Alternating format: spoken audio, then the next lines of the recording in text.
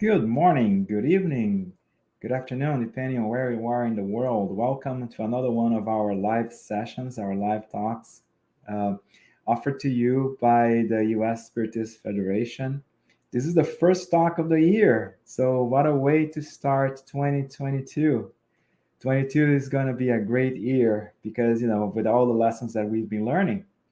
And speaking of lessons, today we are honored to have Karen DITTRIC. She is going to bring a very, very interesting topic, very important. Hi, Karen, how are you? Hi, Klaus. Great, good to be with you. Hello. So you're going to be talking about action and reaction. This is such an interesting topic. Are you sure you're going to be able to cover in just 1 hour, an hour and a half? Exactly. It might take a bit longer. It's very deep. So as usual, we're going to start with a prayer, but actually let me introduce you to those who don't know you. So Karen, she's a member of the Center for Spiritist Studies, Camille Famarion, NECAFLA, the abbreviations in Portuguese, in Brussels, Belgium. So besides the studies and activities at the Spiritist organization, she loves translating Spiritist books, texts, and talks into German. Welcome, Karen. So let's kick off with our initial prayer, and then you have the floor. Okay. Thank you, Lord, for the opportunity for us to be here. And even though we are far away physically, but we are connected in ideals, we are connected with our minds. We are connected with our affinity and our interest to learn more about the laws of the universe, not only those that govern the universe from a physical standpoint, but also those moral laws that govern our lives. Those laws that bring us the reaction to our action, the effect to our causes. Bless us on this first talk of the year. Bless us all this Saturday. And bless and inspire our speaker so she can bring to us the lessons that we need the most for our daily lives. And may those help us make better choices. So be it. You have the floor, Karen. Thank you so much, Klaus. Thank you for this warm welcome, and thank you for inviting me. And it's really an honor to be with you and crossing the Atlantic that way. So hello from Brussels to everybody, and a very happy new year, and maybe a very great one, as you just said. So let's start the conversation today about the topic of action and reaction, or the law of cause and effect. And that is a very broad topic, as Klaus already mentioned. And I promise I try to stay within the time that we agreed, but it's indeed something that you could go on talking for hours and hours. And it's a topic that may be considered, obviously, from different aspects, from different points of view.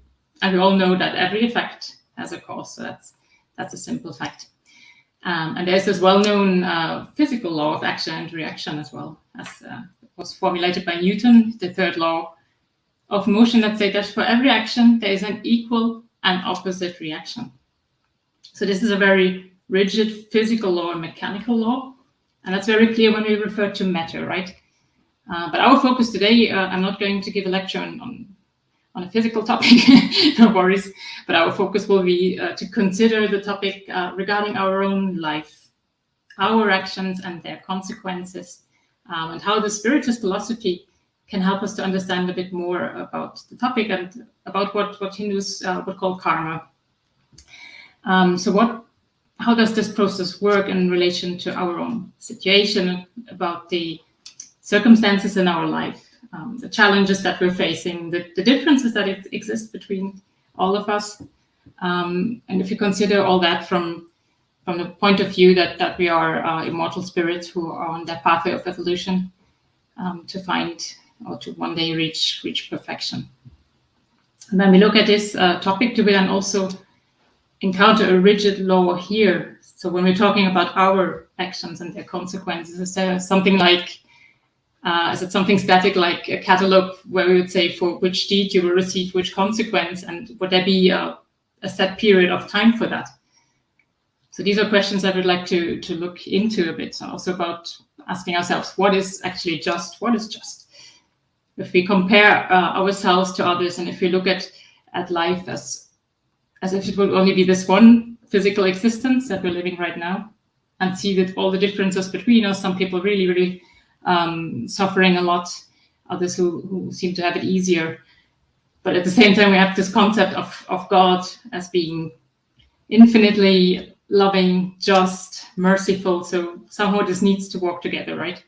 And this is where Spiritism really helps us understanding life a bit better in our own situations, because it offers us one essential aspect, which is reincarnation, and that makes a huge difference when we look at those questions. So, and one very frequently quoted concept by Allan Kardec that you find, for example, at the very beginning of the Gospel according to Spiritism, and also later in that book in chapter 19, is the concept of unshakable faith. And something that he teaches us is that faith is only unshakable if it can stand face to face with reason in all epochs of humanity, face to face with reason. So someone believes because they understand, because they know what they believe in and why. So that's opposite to blind faith, where sometimes you might try to believe or try to create a faith because someone told us to believe, but we don't really understand it. But what the Spiritist teachings try to offer us is that unshakable faith. Faith is that reason, or that explanation of the laws of life, of the mechanics of life, based on reason. And that's especially important to build that unshakable faith, to be able to face difficult situations, to be able to go through more suffering moments. Because if you understand why we are suffering, it is easier to accept the situation that we are in, and to look differently also at those who might challenge us, those persons whom we might have a challenging relation with. So when many of you will be familiar with the Spiritist concepts, and if you study the Spiritist teachings, we learn that we are immortal spirits, that we have a free will, but that we are also responsible for our actions, right? We can do whatever we wish, but we will be responsible for that. So how do those mechanisms work? How does this responsibility actually materialize in our life? And to reply to those questions, you could take all the basic books of the Spiritist teaching. They will offer a lot of helpful information on that. From the Spiritist book to the Gospel according to Spiritism, for example, in chapter 5, we learn a lot about the reasons of suffering, and also the where it comes from, and also in the book Heaven and Hell, and we will touch upon that a bit later. But there's one book from the Spiritist literature that I would like to introduce here as well, which is called Action and Reaction by the Spiritist author André Louis. Sorry, that was too fast. And written through the mediumship of Chico Xavier. I will not present the whole book here today. I also saw that there was a talk on your YouTube channel by Peter Hayes about the book. So anyone who would like to learn a bit more about it, that's really worth watching the talk to get an idea of what the book presents. And I will focus on a few aspects that may help us when we talk about this question of the law of cause and effect and the consequences that our actions have. So this is the 9th book of the series Life in the Spirit World. So André Louis wrote quite a lot of books. He's a spiritual author who explains us through mediumistic writing what he encounters after returning to the Spiritist world. So it's really interesting. And this book, Action and Reaction, has an introduction by the Spirit of Emmanuel, who wrote and informs us actually that André Louis wrote this book in honor of the 100th anniversary of the Spiritist teachings. So that was his contribution that he offered to that special occasion. So that shows how important that topic and that book is also to the spiritual author, André Louis. And the book Action and Reaction really offers many, many lessons, real life studies or real cases about that shows the mechanics of cause and effect and how our life today is connected to our actions from the past. And I just summarize all or quote a few aspects from the synopsis of the book. So to give you an idea, André Luiz spent 3 years in a place or an institution called Mansion of Peace. In Portuguese, it's Mansão Paz.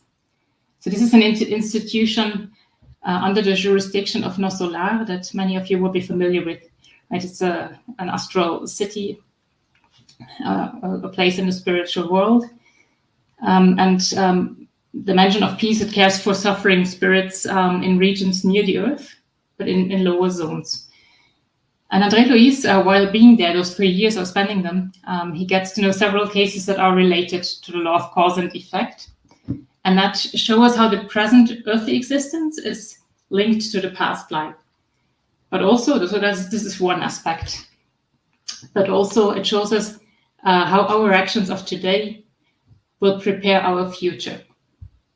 So, and he presents us some really real-life cases that offer guidance on how to fix our spiritual debts on the law of cause and effect. And also we learn how such reincarnations where we try to fix our debts are being prepared in the spiritual world.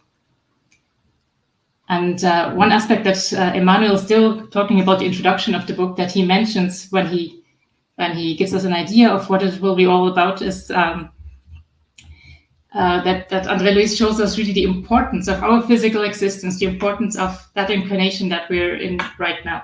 Because as he calls it, André Luiz shows us the importance of physical existence as being a true blessing of divine mercy, an opportunity for us to adapt ourselves to the mechanisms of infallible justice. And that's really worth reflecting a bit about. So our physical existence is really that incredible blessing, because sometimes when we are in the middle of our daily life challenges or struggles, you might forget about that a bit, but it really is a true blessing when we remember our essence as immortal spirits who are here for a reason. We're here incarnate on earth for a reason. And when we say it is a true blessing, this physical existence, and that really means all the challenges, all the lessons that we need to learn, our physical existence with all its aspects. So this is, they have an objective. And if we reflect about it and are able to really internalize that true blessing and that opportunity that this existence represents for us, then it may help us also to look differently at our own challenges, the challenges in our life, and the challenges that others are facing. And that's why it's worth reflecting a bit about it. And so André Luiz is not visiting this institution, Mansion of Peace, on his own, but also he's accompanied by a colleague called Hilario. And they went there in order really to study the law of cause and effect, to learn a bit more about it. And he tells us that this is an institution that was founded more than 300 years ago from the moment that the book was written. And it's headed by a spirit called Druso, a very dedicated director. And so it's a place that receives unfortunate spirits who are in a difficult situation, but who have decided to work for their own regeneration and who need help and guidance for that. And after some time of spending in that institution, they are either admitted to more advanced places in the spiritual world, or they will reincarnate. And so André Luiz describes a scene where the director Druso talks to 200 spirits, which are patients of that mansion of peace, and he talks a bit about life and the topic of action and reaction.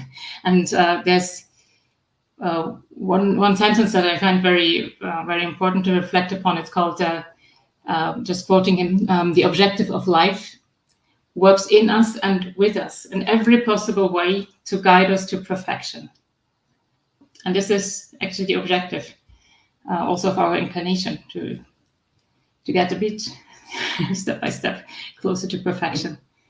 And then he goes on and says, if we curtail its impetus, we act contrary to the law and thereby create affliction and suffering for ourselves. but we see that the cause lies in our own actions. So if we try to leave that path of the actual objective of life, then we create affliction and suffering for ourselves. And as he continues, he says, well, while we were on the physical plane, so while we were incarnate on Earth, we believed that death would be the solution to our problems. So no matter what we do, once dead, it wouldn't concern us anymore.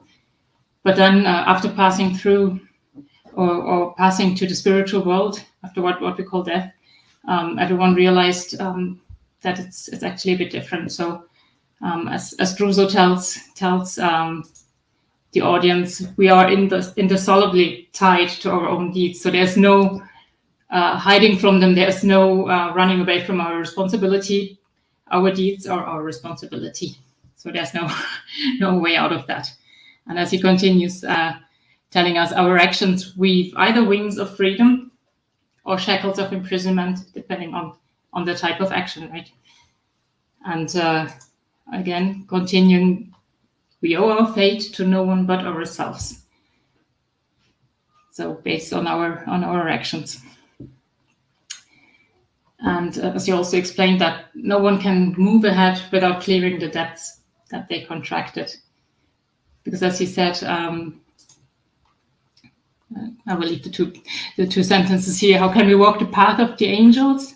So how can we move on to other more advanced places while our feet are still shackled to the earth? Because there are still humans that accuse us of wrongdoing. So people that we might have harmed, that we might have hurt, and thereby immersing our memory in darkness. So we cannot move on while we still have what we call debts, but simply not having fixed wrongs that we did to someone.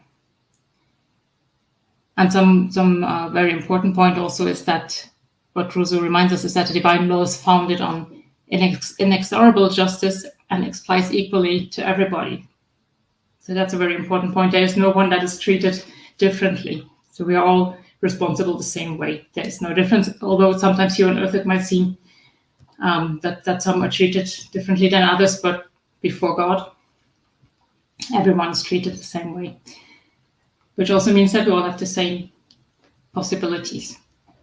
And when we're talking about the divine law, wondering a bit what is meant by the divine law in this context, we could have a look at the Spirit's book, where in question 614, Allan Kardec asks the higher order spirits what is meant by the natural law.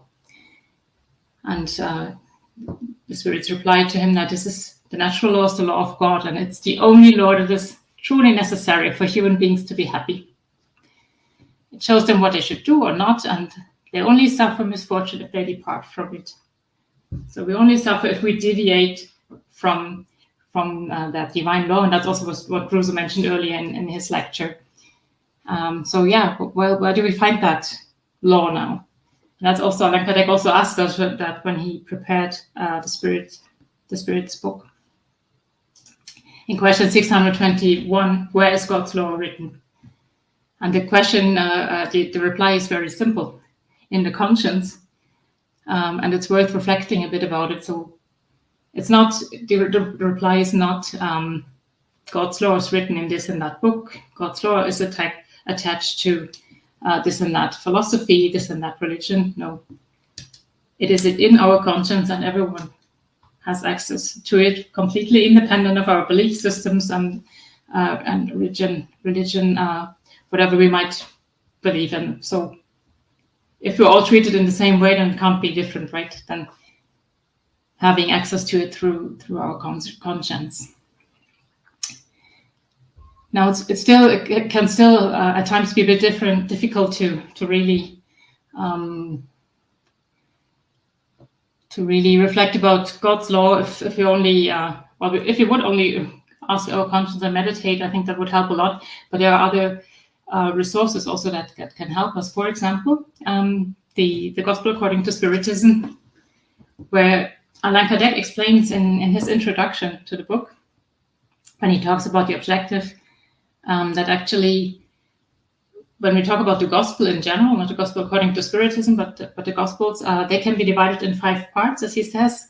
So we have the events in the life of Christ, we have the miracles, the prophecies, then the words that the church based their dogmas on. And the 5th part of the gospel are the moral teachings. And as Allan Kardec says, the first 4 parts, they have been object to controversies, there have been discussions, religious disputes on them. But the moral teachings, they remained constantly inviolate. So no one ever questioned them because no one had arguments against them. And as he explains it in the book, before this divine code of those moral teachings in the gospel, before this divine code, even incredulity bows down. And that's really the common ground. These moral teachings are the common ground where all cults might be united, whatever the creeds are. And Allan Kardec goes on that this divine code is really a rule of conduct for every circumstances in our life, so both private life, public life. If we would only follow that guidance, we would follow the God's law, the divine law. And as he also explains us, the teachings of those moral teachings are the infallible route to lasting happiness. And also a bit, lifting up a bit the corner of the wheel that hides the future life while we're here on earth. So this is, as he says, that's the exclusive objective of the gospel according to Spiritism, to present this divine law, these moral teachings to us. And just to give one example, and I'm sure you're all studying the gospel a lot and regularly. If you take the greatest commandment from chapter 15, Allan Kardec says that all of humankind's duties are summed up in the maxim, without charity there's no salvation. And really, the gospel is a roadmap to happiness. And if you would, the more we open the book and reflect upon it, the more it helps us to sometimes get back a bit to the path that you would like to follow, and that sometimes is still a bit difficult. And obviously, it's still at times not that easy for us to follow, to always observe the law of love and charity that we find in those teachings, and to always treat the other person the way that we would want it to be treated if we were in their place. So it's still natural in our position. We all know we are imperfect spirits on the road towards perfection, but here to learn. So it's normal that we still deviate from the divine law, that we make mistakes, although we might not always have the intention to. But what now exactly happens when we deviate from the divine law? How does divine justice work? And here we come to the book Heaven and Hell, so one of the basic books of the Spiritist teachings, which helps us a lot understanding more about that process of divine justice. And that's also what the book says. It's divine justice according to Spiritism. And in the book, we find it consists of 2 parts. And the first part compares several doctrines concerning different topics, like the passage from corporeal life to spirit life, but also future punishment, for example, and reward, not only punishment, but also reward concerning suffering and other topics. And in the second part, which is also very interesting, we find many examples of true situations that spirits or a discarnate soul goes through during and after death. So really worthwhile studying, but I'd like to focus on one part that we find in the first part, chapter 7, which is called the penal code of the future life, because we're talking about the consequences of our actions.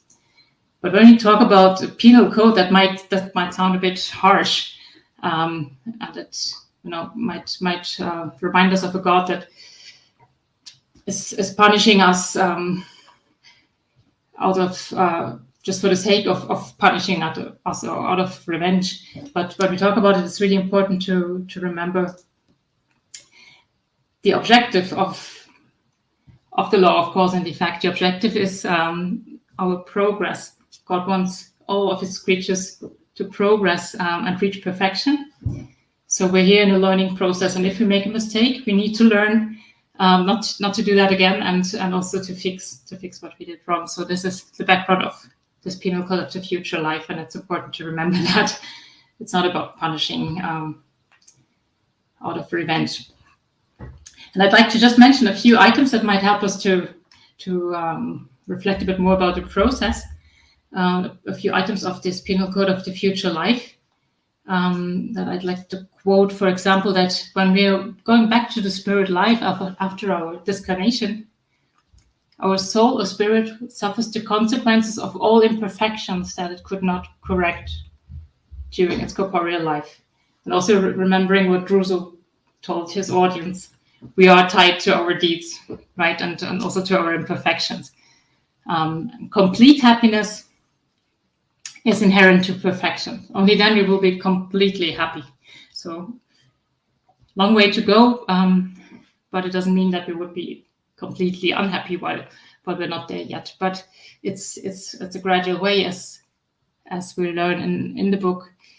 Every imperfection is at the same time a cause of suffering, just as every acquired quality is a source of blessedness and the attenuation of suffering. So we are improving gradually by acquiring the qualities that we're trying to reach. And also the law of progress endows every soul with the potential to acquire the good it yet lacks, again showing that there is no differentiated treatment to anyone, but we're all being in the same place, so everyone has the same opportunities to improve themselves and also to overcome our difficult tendencies. So this is a very just law, right, for all of us.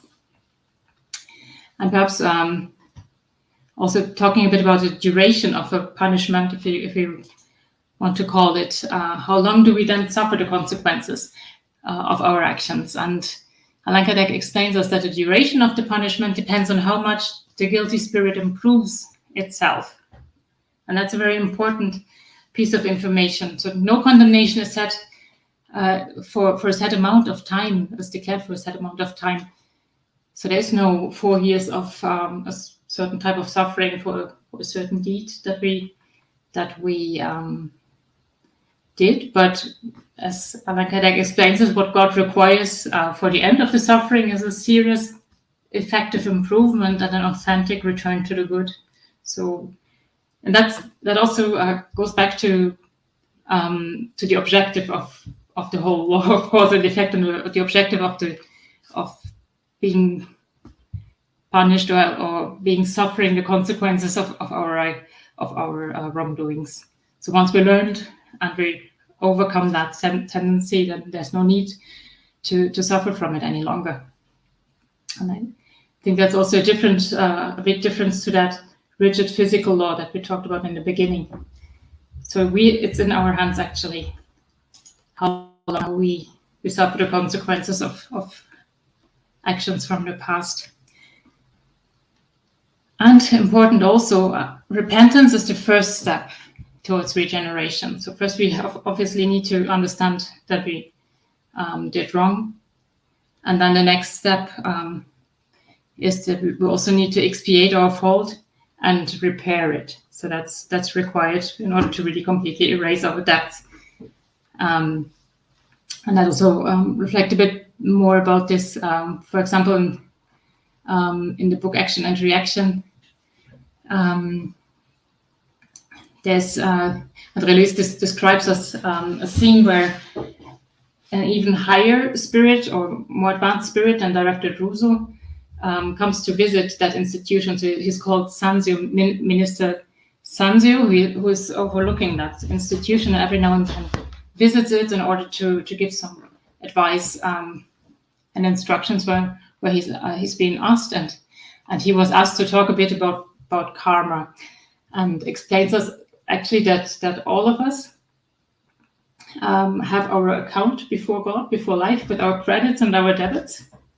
And this does not only concern individuals, but also nations, institutions, groups of people that come together. So We have our individual accounts, but also, for example, a people has their collective account and is responsible for collective actions. So he really describes us as life having an accounting system to express these mechanisms of divine justice. And one important aspect that he mentions is that the larger our knowledge, and the more we are aware of the divine law and of what we should do and what we should not, the more responsible we are obviously for our actions. And this will be taken into account at everything we do.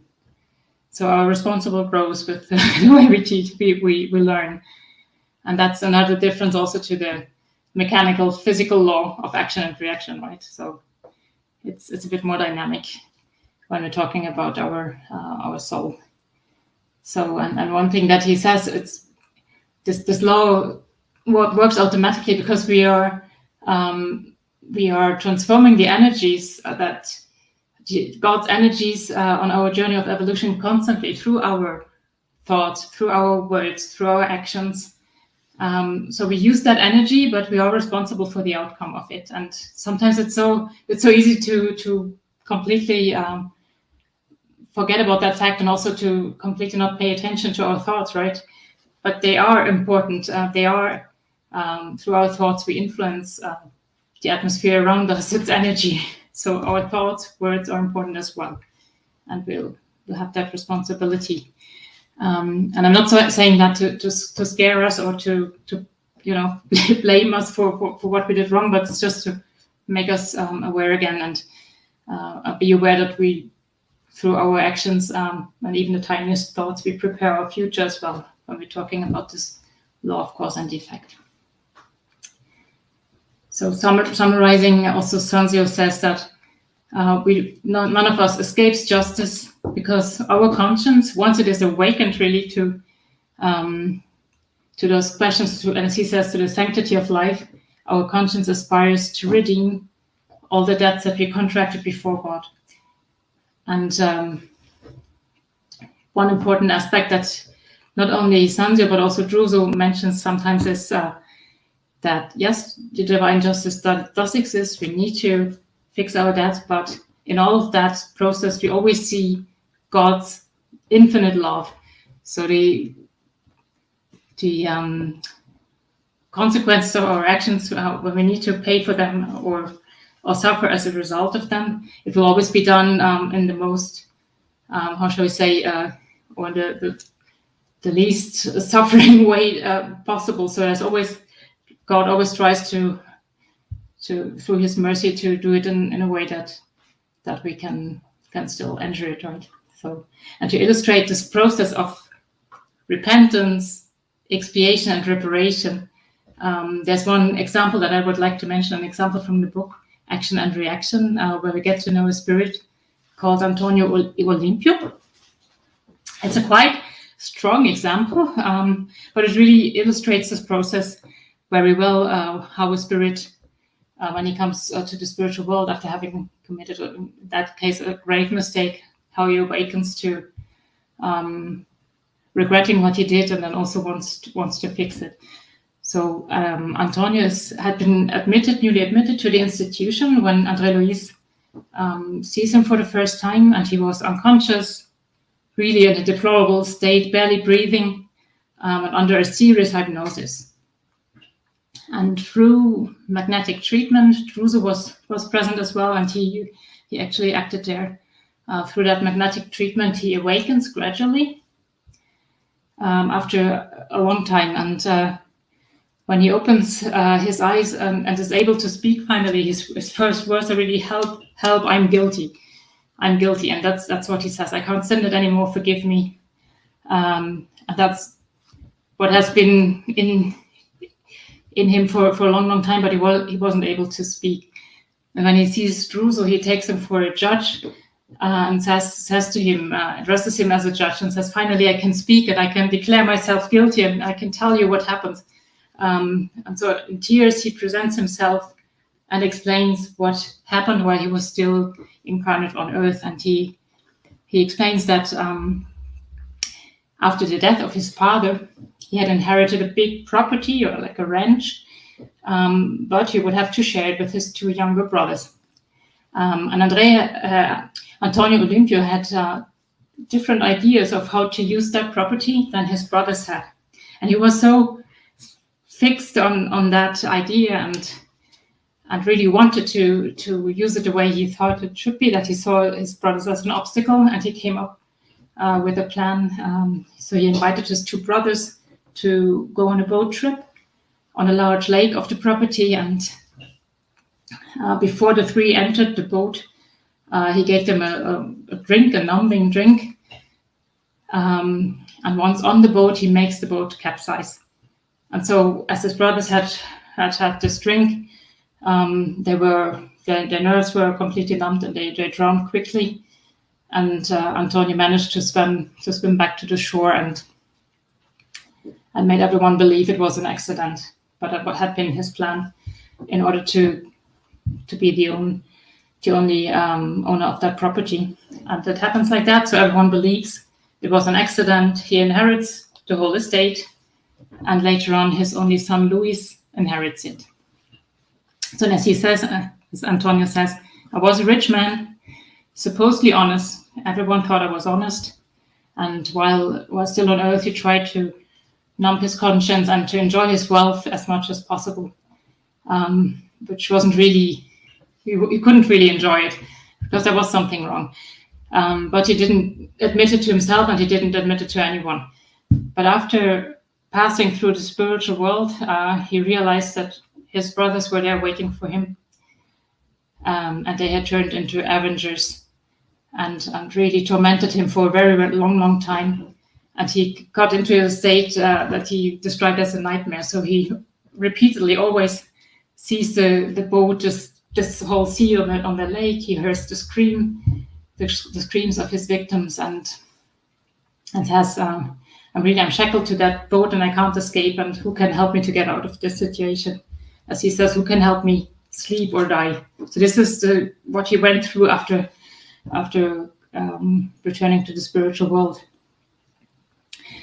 And as this situation was really painful, this Minister Sanzio that I mentioned before, he was present at the institution. He was consulted of how the spirit could be helped best, and he considers his situation and says, yes, indeed, he should receive assistance immediately, and as soon as possible he should reincarnate in the circle in which he had been delinquent, and thereby returning the possessions, returning the land to his brothers. So that was the overall objective of it. But he also emphasized that, according to what Antonio had told everybody, he had no extenuating circumstances to present. So while on earth, he had lived for himself, in a completely selfish way of living. He only knew his own advantage, and he isolated himself really in pleasures, and therefore there was no one that on the spiritual plane would, out of gratitude, be ready to help him in his process of regeneration. So he said it's really a complicated case, but we will find a way to help him.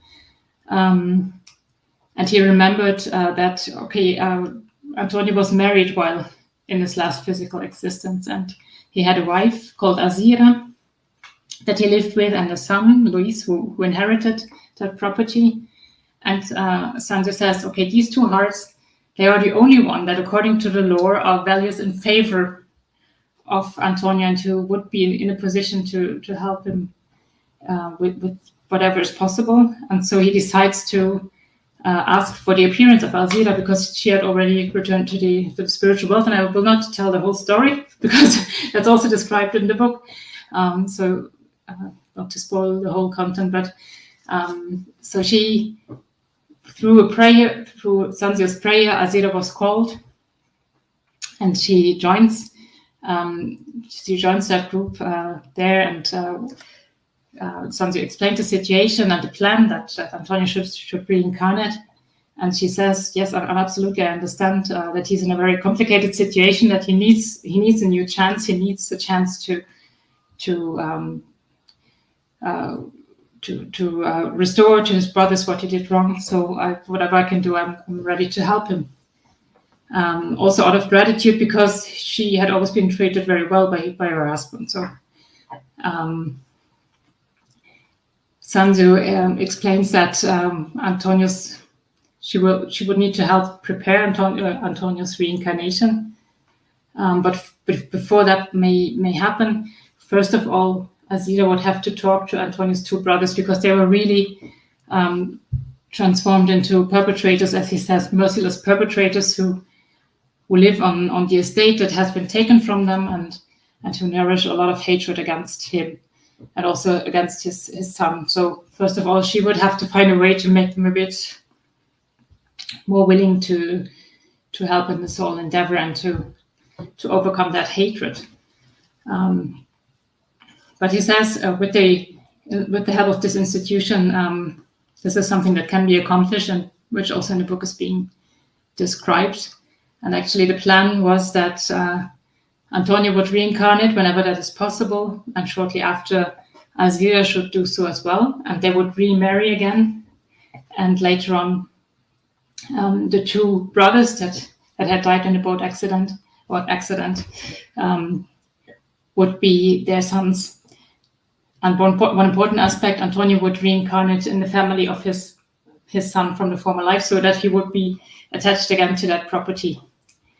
And then through receiving the two brothers as sons in their family, eventually he would be able to return what he had taken from them. And this is the chance that he gets, and that will be prepared step by step. And it's a very so Azira is very touched by that chance and really grateful. And André Luis describes this scene and says it's really touching, and it has really moved him and everyone who was present very much. And he said he felt the immense love of God that laid the foundations of his unfailing justice. So yes, it will be a difficult pathway for Antonio, but he will get a chance to really expiate and also to pay back or fix what he had done.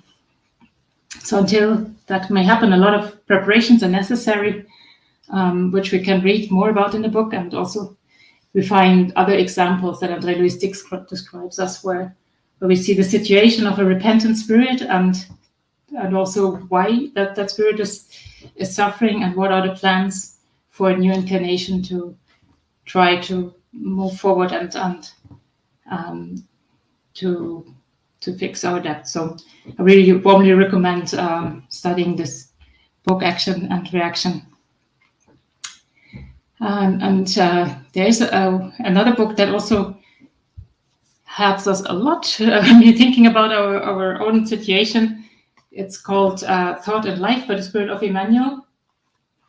And there's one chapter which is called The Cradle that explains our situation when we reincarnate. And I would like to just quote a few aspects of this message, The Cradle, because Emmanuel explains to us that except for special missions, every birth that takes place now portrays the path of the spirit, of a spirit. Our cradle in the world is the reflection of our needs. So yes, we are born in very different situations. Some are born into a very wealthy families, where at least materially there seems to be no struggles, but others are born into very difficult situations. But none of us needs to question if this is just or not, if we got here in the right place, or if there might have been a mistake. No, the divine law works really for all of us, and we will find exactly the circumstances that we need in order to progress on our pathway. So this chapter of The Cradle offers us many more insights on that. But just summarizing here, really, when we are back in the spiritual world after an incarnation, then we realize that perhaps not always we acted in the way that we would have wanted to act. But also we're not stuck with that. So yes, we do regret what we did wrong, but divine justice allows us a new beginning.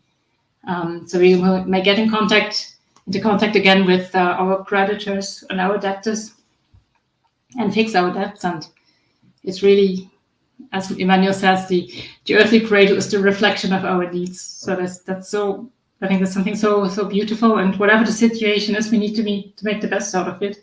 That's what we're here for. And this is the objective, right? To try and progress. And now I've talked a lot about the connection between the physical and the spiritual spheres, and regarding that topic, cause and effect. Our current circumstances are based on our past, but also one important aspect that we need to remember, that through our actions of today, we are preparing our future, because it's the whole objective of this conversation is not for us to feel now very ashamed or to blame ourselves for what we had done wrong in the past because of the challenges that we might encounter today, but really also to understand that, okay, this is the process, it's the way it works, but through the way we act today, we are preparing our future, and that depends on us only. And what can we do now if we make a mistake today, if we harm someone, if we hurt someone, if we did something wrong, if we wanted to do that or not? Once we realize that wrong, can we fix it right now, and then thereby avoid future consequences, or is there any way to make the best of that situation? And again, the book Heaven and Help helps us here by explaining us that the only means to avoid or to attenuate future consequences of a wrong is by freeing oneself of it as much as possible in the present life by repairing it. So once we recognize that we did something wrong, let's take that chance and fix it right now. Because otherwise, as the book goes on, so that there's no wrong left to be more painfully repaired later. Because the longer the reparation for a wrong is postponed, the more painful and harsh its consequences will be in the future. So one more reason to fix what we did wrong right now, and whenever we realize it, right? So as also Jesus taught us, try to make peace with our adversaries as long as we're on the way with them. And it's important in that context that we really try to get to know ourselves, that we analyze our actions honestly. And perhaps also where there's this message by the Spirit of St. Augustine that recommends us to really every evening take a few minutes and try to look back at what we had done during the day, and to us a chance to do something good that we missed, but also if there were wrongs that we did. So we realize really honestly, oh yes, I did make a mistake. We need to admit that to ourselves, and only that way we can overcome it and try to fix it, right? Ask for forgiveness if that's needed, and try to save what still can be saved while we have this chance, while we are here. And sometimes perhaps it may be difficult to communicate directly with someone, to ask for forgiveness, for example. Once we realize that we did something wrong, some time might have passed. Perhaps someone moved cities or countries, or we don't necessarily have the contact of that person. So what can we do then? And I think that it may be a start to pray for those persons, to ask perhaps for forgiveness if that's the case, in our thoughts, sending them positive thoughts and energies. So that may be a start to fix that wrong as good as we can, right?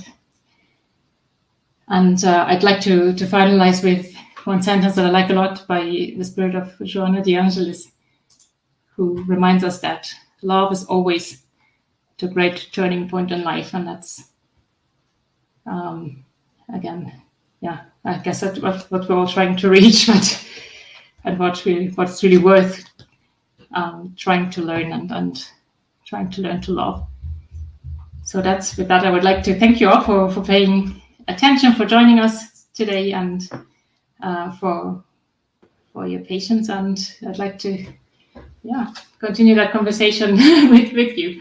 Thank you. Oh yeah, let's have a conversation. That was a very interesting topic, Karen. I like the way that you did point out that it's all about reactions to our actions, but you did provide a positive spin about it. That there also might be sometimes we're so concerned about the past, right, of what we did, but what about the future, right? What is it that we're building for us? So yeah, I did like that point. And when you mentioned in the end that love, the importance of love for that. We have questions, so let's start with our, like you said, let's start our conversation here. Great. In search of our happiness, how should you understand action and reaction? Yeah, that's a good question, right? That's exactly what we're all aspiring for, right? To become happy, and that's also what Allan Kardec reminds us when he wrote in his introduction of the Gospel according to Spiritism, the objective of that book, so to really try and follow those teachings, try to lay the foundations of a happier future, for really trying to learn to love, to do at least tiny steps of trying to do some good and trying to overcome tendencies that are still based on the selfishness that we have been carrying with us for a long time, or pride, whatever it may be. So searching for happiness, I think it's a long-term planning. As the Gospel also reminds us that when we are trying to help someone, trying to be kind to someone, trying to do some sort of good, we already feel well, right? If heart that was good, that I could help that person and to see the happiness of someone else. So that already is the type of happiness, I think. So that's the more short-term one that I would see. But basically also, if we try to look at life from this point of view, that it's more than just this one incarnation, that it's really, that we're really seriously preparing our future, wherever that future may be, through our actions of today. So it's really worth all the effort to try and overcome our imperfections that we all have. Otherwise, we wouldn't be here at this stage. So that's how I see it. But yeah. Interesting. Thank you. We have more questions for you. What are your thoughts on the law of action and reaction? What are your thoughts on your action and reaction and the law of Talion? An eye for an eye and a tooth for a tooth. Yeah, thank you, Daniel. Thank you for this question. Yeah, the law of Talion. I think it's something that through our past, talking about our past, through past incarnations, I got used to that a lot. I think it's still this impulse may still be somewhere within ourselves, that sometimes if someone does something negative to us, we think, okay, at least I'm not going to talk to that person, or I'm trying to treat that person differently. But will we be happy that way? And how will we ever come out of that circle of always having this negative energy between us and someone else who's challenging us? So as long as we engage in that law of Talion, we won't be happy. But I still may say it's the other person's fault because I'm just reacting to what they did to me. I'm still acting, and I have the choice to either show the other side or the other cheek, as the Gospel teaches us, and try to see in the other person someone who's on that pathway just as I am, as trying to learn, to improve, to trying to do my best. And sometimes someone hurts us without having the intention to, but we interpret things in a different way than others, right? Just see it from our point of view. And I think that way we can create a lot of negative energy that no one has intended to create in the first place. But once we started, it's difficult to get out of it. If there's not one in that circle who will say, let's try something different. Let's try to overcome our differences. It's funny, like Gandhi used to say that if we applied the law of Talion today, then an eye for an eye, then half of the population would be blind, right? Because we all make mistakes. Exactly. I have more questions for you. What about those individuals who spend their lives doing no evil but no good either? Can spirits reincarnate with no purpose other than chilling out? Chilling out is nice, yeah, because you could say, yeah, well, I'm not doing anything wrong, I'm not harming anyone, I'm just here chilling. It's yeah, a nice idea probably, but Allan Kardec also teaches us we will not only be responsible for the wrong we do, but also for the good that we do not do, that we have the chance to do and choose to not to do. So we will have we will be responsible. And I guess when we return after incarnation and looking back at it, and also looking at the preparations that were necessary for us to reincarnate. So there was all this planning. There were spirits who helped us planning that pathway. Then there were spirits who volunteered and said, "Okay, we will be your parents. We will care for you. We will enable you to return to Earth and have the chance of, progressing, redeem your debts, and yeah, just to learn a bit more. And what did we do out of those chances? And I think then that might be a very painful situation if we realized there were so many. God gave us this great blessing, and so many others also who invested in us. It might be very difficult to realize then that we, didn't take that chance and didn't use it. Yeah. That's awesome. So we have one last question for you. Okay. Spirits who are leaders in the lower zones normally justify their actions, saying they are fulfilling the law of action and reaction. Can you comment? Yeah, André Luisi describes some of those situations where we see really spirits that are really thinking they're doing. Actually, they think they're doing the right thing because they look at. Let's take. Well, the brothers of Antonio Limpo, the example that I mentioned, they're not leaders in the spiritual zones, but they thought they were doing the right thing. They were just, they had been treated rough by him and just wanted to pay, an eye for an eye. So they thought it was they were just doing the right thing. And I think that those leaders think that as well. So they haven't awakened yet to the need for us to learn to love. But at some stage we all come to a point where we realize, the situation of trying to fulfill the law of action and reaction in a negative way, try to punish others for what they did wrong, taking the divine justice into our own hands. This can take, the situation can last for a very long time, but at some stage we will get tired of it, and even the most hardened spirit will awaken to it. And I remember the story of Gregorio, a spirit called Gregorio. He was a leader in the lower zones. I think it's in the book Liberation that André Luis describes that, and who for centuries tried to fulfill the law of action and reaction by tormenting others.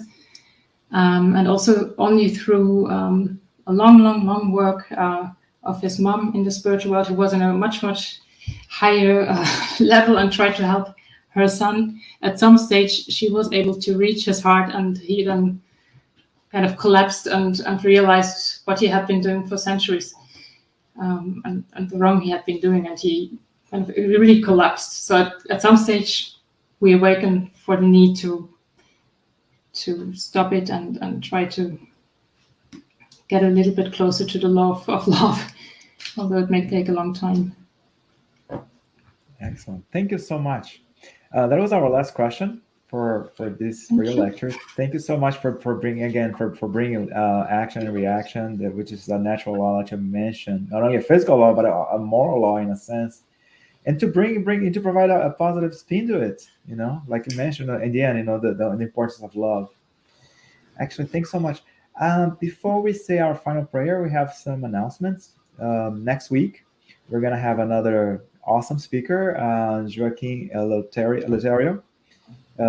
He's gonna talk a little bit about the spiritist mission.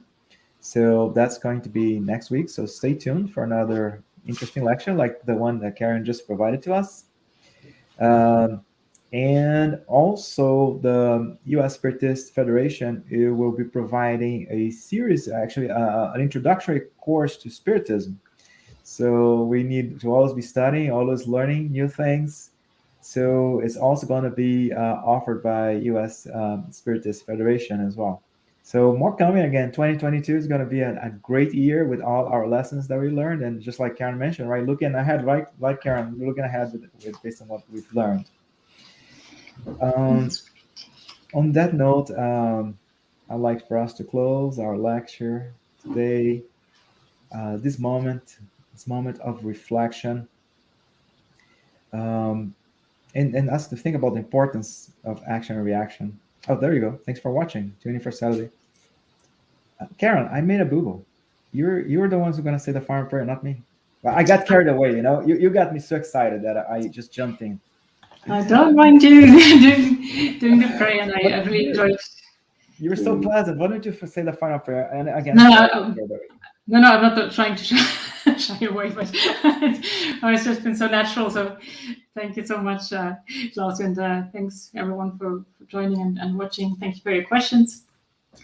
And let's try to stay connected a few more moments and express the gratitude for having this opportunity to reflect together about the law of action and reaction, about the law of cause and effect, of what lies behind the situation, the circumstances in our lives. I'd like to thank God for the opportunity of studying these topics through the Spiritist teachings that help us so much to understand the laws of life, and also to try to understand the pathway that we should follow, the objective of our incarnation. And I also like to express my gratitude to the mentors of the United States Spiritist Federation, to all our friends who have been with us today, and for the opportunity that we have to come together, no matter where we might be physically, and learn together. Lord, I'd like to ask for your blessings for all those who are going through difficult moments right now. Might everyone receive this